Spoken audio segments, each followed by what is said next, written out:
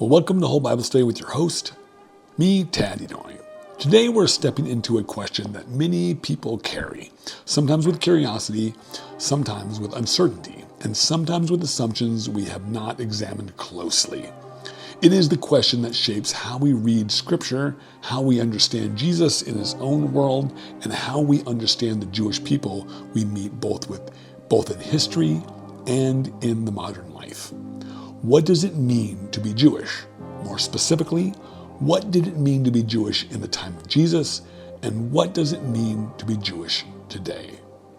Most people feel familiar with the general outline of the Bible. We certainly know who Jesus is, and many of us think we have a general idea of what Jewish means, but when we look closely, the reality is deeper, more varied, and often more misunderstood than we assume. These misunderstandings not only shape how people read the Bible, but they also show up in modern conversations, especially in a time when confusion about Jewish identity can become mixed with political events or contribute to the rise of antisemitism. So today we take a clear and careful look at Jewish identity, ancient and modern, so that we can understand Scripture more accurately and approach today's world with clarity and compassion. Now, what does it mean to be Jewish in Jesus' time? To understand what it meant to be Jewish in the time of Jesus, we need to begin with a straightforward definition. In the first century, being Jewish meant belonging to a people with a shared history, a shared way of life, and a shared relationship with God. Jewish identity was not only a religious identity, it was also a family identity, a cultural identity, and a community identity. A Jewish person saw themselves as a part of the people of Israel, called in Hebrew, Am Yisra'el. This means the people of Israel, and it describes a community connected by lineage, tradition, and a long story that begins with Abraham, Isaac, and Jacob. A central idea shaping this identity was the idea of covenant. The Hebrew word for covenant is berit. A covenant is a binding agreement or relationship. In Jewish understanding, God made a covenant with the people of Israel, promising to be their God and asking them to live according to certain teachings. This covenant shaped everyday life. It influenced how people behaved and how they made decisions, how they organized families, and how they formed communities. The teachings that express this covenant are called Torah. The Hebrew word Torah means instruction or teaching. Torah includes laws, stories, and guidance that help the Jewish people understand how to live. In Jesus' time, Torah shaped nearly every part of Jewish practice.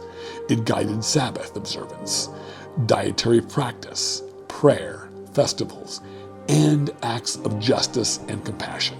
Torah was not only a set of rules, it was a way of life. Jewish society in Jesus' day included different groups, sometimes called sects, and each interpreted Torah in its own way. The Pharisees taught both written Torah and oral traditions passed down through teachers. The Sadducees, often connected to the priesthood, focused on the written Torah and emphasized temple worship.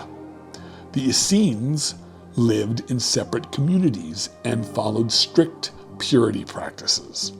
Some groups resisted Roman rule. Many ordinary Jewish families were not part of any group, but practiced their faith quietly and consistently. Even with these differences, they all understood themselves as Jewish and as a part of the people of Israel. Language was another part of Jewish life. Many Jewish people spoke Aramaic in daily life. Hebrew was used for scripture, prayer, and teaching. Greek was used in wider society due to earlier Greek influence and the presence of the Roman Empire. This multilingual environment shaped how ideas were communicated and how communities functioned. The temple in Jerusalem was also central. The temple was the main place of worship, sacrifice, and pilgrimage. Jewish people traveled to Jerusalem for major festivals such as Passover, Shavuot, and Sukkot. Even Jews who lived far from the land prayed facing Jerusalem. The temple symbolized the connection between God and Israel and the unity of the people. Finally, Jewish identity in Jesus' time was shaped by history and hope. Jewish people remembered the stories of slavery in Egypt, the giving of the Torah, and the experience of exile. They lived under Roman rule and longed for freedom and restoration. Many believed God would act again. This memory and hope formed an essential part of Jewish life. When we put these pieces together, covenant, Torah, community, the temple, language, and hope, Jewish identity in Jesus' time becomes clear. It meant belonging to a people with a shared story, shared practices, shared faith, and shared expectations for the future. This was the world Jesus lived in, and the world that shaped his teachings. What it means to be Jewish today. To understand what it means to be Jewish today, we begin with a basic point. Being Jewish can describe more than one kind of identity at once. A person can be Jewish by religion, family background, culture, or community. Many Jewish people combine these identities. Others may emphasize one aspect more than another. Modern Jewish identity is rooted in history, but has developed in many ways because Jewish communities have lived around the world for thousands of years. Jewish people do not all practice Judaism the same way, and they come from many cultures, but they share common ideas and traditions. One important idea is peoplehood. Jewish people often describe themselves as a part of the Jewish people. This is like belonging to a large extended family with a shared past. A person may be born into this people or may join through conversion. Both are fully accepted. Another key part is Torah. The word Torah still means instruction or teaching. Jewish people relate to Torah in different ways. Some observe traditional Jewish law strictly, while others follow parts of it or relate to it through study and cultural practice. But Torah remains central. Jewish communities today take different forms, including Orthodox, Conservative, Reform, and Reconstructionist Judaism. These differ in how they interpret Jewish law and tradition, but all see themselves as a part of the Jewish world. Jewish identity is also shaped by culture. This includes languages like Hebrew, Yiddish, and Ladino, foods like matzah and challah, holidays such as Passover and Hanukkah, and storytelling, music, and customs passed through generations. There is also ethnic and cultural diversity among Jewish people. Ashkenazi Jews come from Europe. Sephardi Jews come from Spain and Portugal. Mizrahi Jews come from the Middle East and North Africa. There are Ethiopian Jews, Indian Jews, and many others. Jewish people come from many backgrounds and do not share one single appearance or culture. Jewish identity today is also shaped by long history, including ancient events, the destruction of the temple, centuries of diaspora, and more recent events such as the Holocaust. Many Jewish people also feel a connection to the modern state of Israel. It is important to be clear, not all Jewish people live in Israel, and not all share the same political views. The modern state of Israel is a nation state established in 1948. It is not the same thing as the ancient people of Israel described in the Bible. For some Jewish people, Israel represents a homeland and a cultural center. Others live fully outside the country and express their Jewish identity through their local communities. Taken together, being Jewish today is a combination of heritage, faith, culture, community, and identity. and history. It is not a single category. It is a living identity with deep roots and wide diversity. Contemporary confusion, Israel versus Israel, and anti-Semitism. As we connect ancient Jewish identity to modern Jewish identity, we need to address a major area of confusion.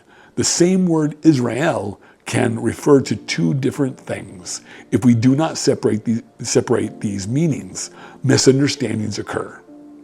These misunderstandings can lead to unfair judgments and anti-Semitic attitudes.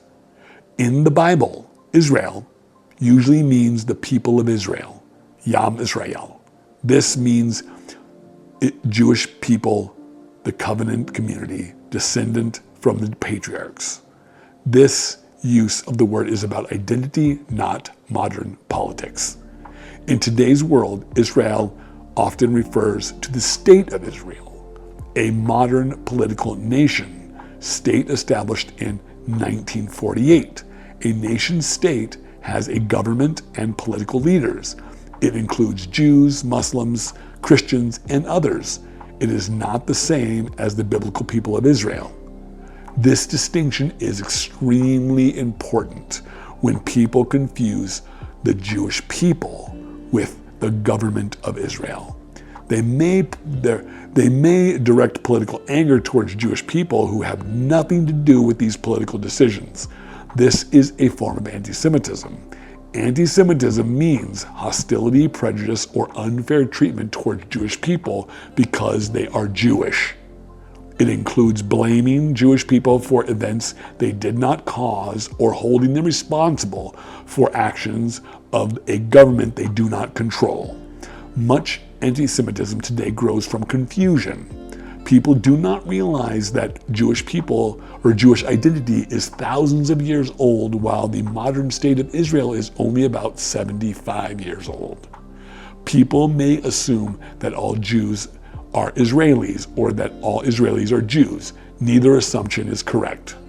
When political tensions rise in the Middle East, some people direct their emotions toward Jewish communities around the world. This is not fair, and it is not accurate. It is possible to discuss political issues without attacking or blaming an entire people. Criticizing a government is not anti-Semitism, but blaming Jewish people for the actions of a government is anti-Semitism. Understanding the difference is essential. This is why learning about Jewish identity, ancient and modern, is so important. When we understand who the Jewish people are, how their identity formed, and how it continues today, we can approach conversations with clarity instead of confusion, and with fairness instead of prejudice. Now, as we close, we can see that Jewish identity in Jesus' time and Jewish identity today share many central elements. In both periods, being Jewish meant belonging to the people of Israel, living within the teachings of Torah, and carrying a long history that includes both struggle and hope. It means being part of a community with a shared values, shared memory, and shared traditions. Jewish identity has changed over time, but its core has remained remarkably stable. We have also seen that many modern misunderstandings come from from using the same word to describe different things. Israel in the Bible describes a people. Israel today often describes a country. When people confuse these meanings, they may form incorrect ideas about Jewish identity. Some of these misunderstandings contribute to anti-Semitism. This is why learning matters. When we separate identity from politics, we make room for fairness. When we understand the difference between a global people and a government, we avoid harmful assumptions. When we recognize the diversity of Jewish community life, we resist stereotypes. This kind of clarity helps reduce prejudice. Every person deserves respect. Jewish people today, like Jewish people in the time of Jesus, are individuals with families, joys, struggles, and hopes. They are not symbols. They should not be blamed for world events, and they should be understood with honesty and care. Understanding Jewish identity also helps Christians understand Jesus more accurately. Jesus lived fully inside Jewish life. His teachings grew from the soil of Torah, tradition, and community. The more we understand that world, the more clearly we understand him.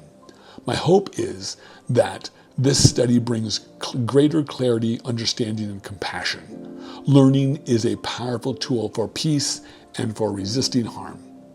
When we take time to understand one another, we build a world where fairness and respect can grow.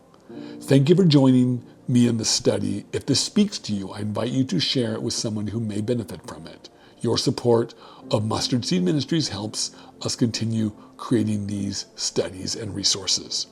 The Patreon link is in the description below. And we'll see you in the next chapter soon.